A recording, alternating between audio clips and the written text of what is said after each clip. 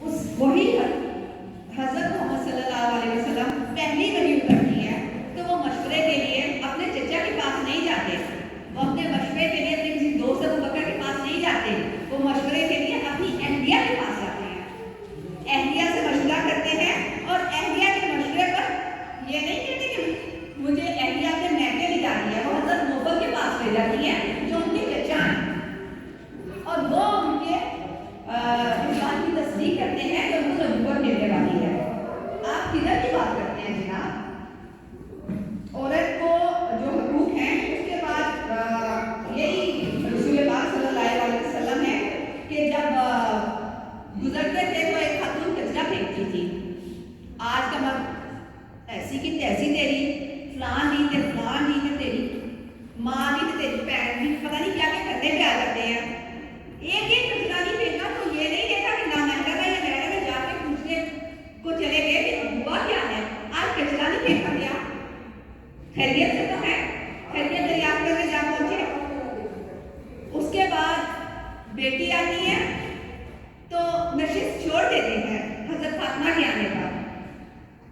ये औरत का हक है या नहीं है? आज का बाप कहाँ होता है? बेटियां इधर उधर बकरियों की तरह नाती कोने ढूंढती हैं, जब बाप या शोहर घर आता है।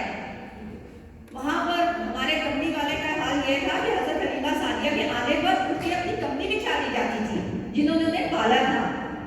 महरम ना महरम की कोई दीवार नहीं थी जो वो मिलने आती थी। तो ये जो सिलसिला है हकूक का, ये वो मेरे ख्याल में जब हम लोगों ने ये उसके बाद हक नहर की अदायगी, वो इस्लाम में हक नहर को जो है फर्ज करार दिया गया, जिसको सुहाग रात को आदमी औरत को प्यार कर करा के माफ करवा लेते हैं, ऐसा हरगिज़ नहीं है। हक नहर आप पर फर्ज है, आप मर जाएंगे तो आपके भाई पे फर्ज है, वो नहीं होंगे तो आपके बेटे पर या आपके ससुर पर फर्ज है। तो यही चीज़ें देखते हुए आपको मैं बताऊं कि मैं बहुत सोच में पड़ी और आगे फिर ये वुमेन्स डे आया, इस पर अब औरत का नारा मेरा जिस्म मेरी मर्जी और ये सारा कुछ, ये सारा हम लोग मस्जिद से इम्पोर्ट करके मस्जिद में से हम लोगों ने इम्पोर्ट किया हुआ है, मस्जिद में इम्पोर्ट किया है फ्रॉम मगरिब। आप देखें there is no such concept in our religion, क्योंकि हमें इस कदर आज़ादी मिली है।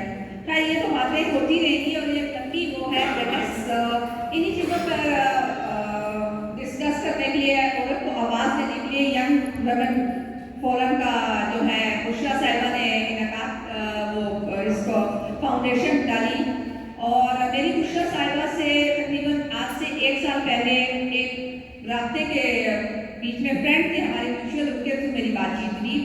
आज मेरी उनसे पहली बिल्कुल शाफा मुलाकात है। तो मुझे बहुत अच्छी लगी, उन्होंने मुझसे अफसाने मांगे, थोड़ी हल्की फुल्की बात होती थी, उन्होंने मुझे बताया कि सब फोरम की फाउंडेशन डाली है सारा कुछ। तो इन्होंने मुझे अपनी किताब दी पढ़ने को।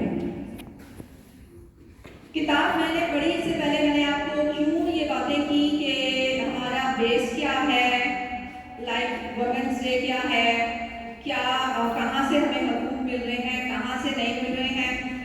किताब भी मेरे इन्हीं जज्बात की, इन्हीं मेरी सोच है इसकी अक्कासी करती है।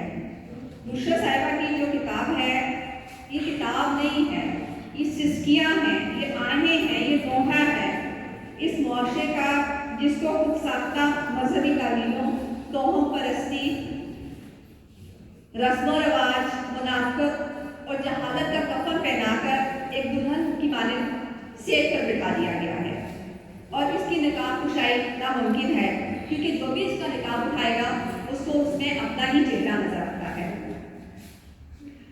जब मुझे किताब मिली मजमे की दूसरी औरत, तो मैं सोच में पड़ गई कि मजमे की पहली औरत कौन है। लाइक दिस वाज ये मुझे प्रॉम्प्ट कर रहा था, लेकिन मेरी आदत है मैं बीच में कहीं से किताब नहीं पढ़ती, एक बार शुरू करती हूँ तो मैं अपना तजस्सुस कायम रखती हूँ। मैं मजमे की दूसरी औरत तक पहुँच गई, लेकिन मजमे की दूसरी औरत बनने के लिए मजमे की पहली औरत होना जरूरी है। मजमे की पहली औरत वो है जिसने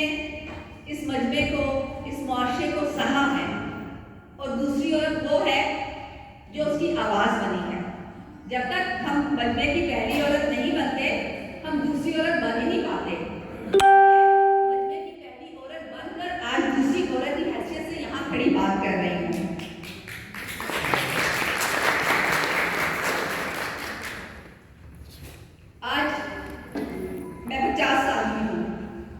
50 साल की होके मुझ में इतना शऊर आया है कि मैं मजमे की दूसरी औरत की आंख से इस मजमे को देख सकूँ।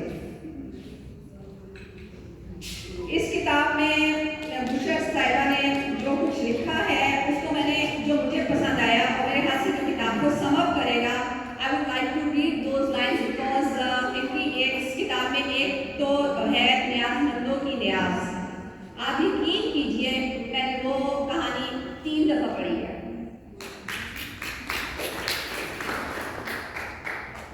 उसी में से मैं कोट करूंगी।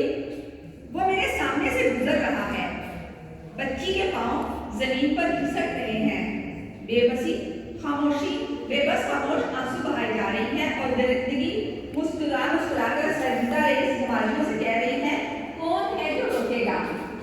बच्ची की और मेरी आंखें गमा भर को मेरी, ये मजमे की दूसरी औरत है। ये तो मैं हूँ। मेरा बदन खौफ और कमजोरी में बेजान हो गया।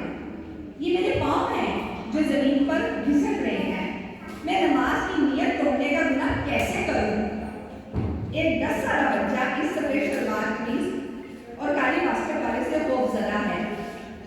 फिर कहती है, और मालिक कायनात गुनाहों की हिसाब किताब में वो कभी दाएं कंधे वाले और कभी बाएं कंधे वालों के रजिस्टर को देख रहा है और मेरा नोटिस लेने में मसरूफ है।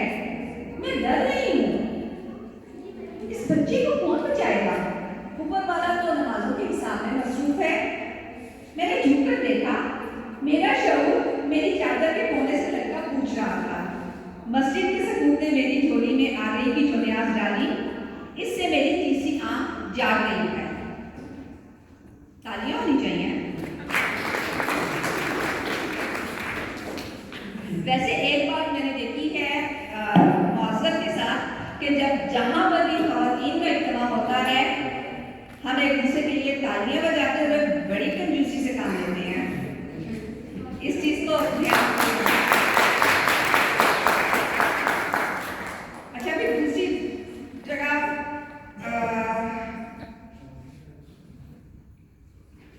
मैंने ये पेजेस टर्न किए हुए हैं। कहती हैं बुशरा साहिबा, वक्त अपनी शरीयत खुद रकम करेगा। शरीयत हरगिज अकल के खिलाफ नहीं हो सकती।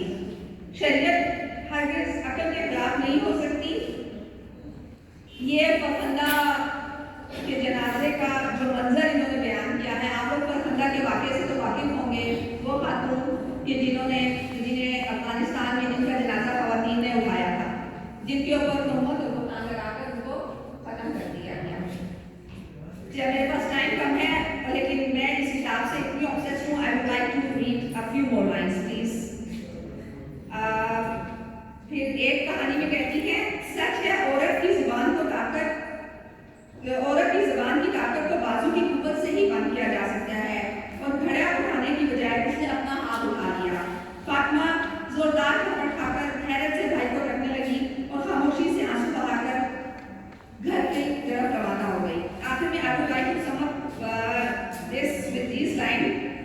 जब असद ने मौलवी से पहला कायदा पढ़ने का आगाज किया तो बाबा और दादा ने सारे गांव में चने फुलियां तकसीम की थी, मगर जब फातिमा 5 साल की उम्र में अम्मा और दादी के साथ कुएं से पहला पानी का घड़ा भरकर आई तो किसी को कानो कान खबर नहीं हुई।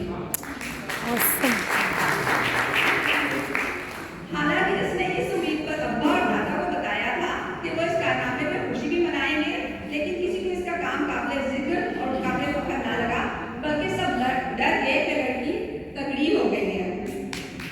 तो बात बहुत लंबी हो जाएगी, लेकिन मैं कहूँगी कि कुरान की जो पहली आयत उतरी थी वो थी इकरा। इकरा बेस्म रब्बिकल लज़ी खलक़। तो ये जो तानीसियत का दौर है, क्या ये इकरा नहीं है? यही इकरा है, और हम इकरा को आगे लेकर चलते रहेंगे। हमारा अच्छे होता है।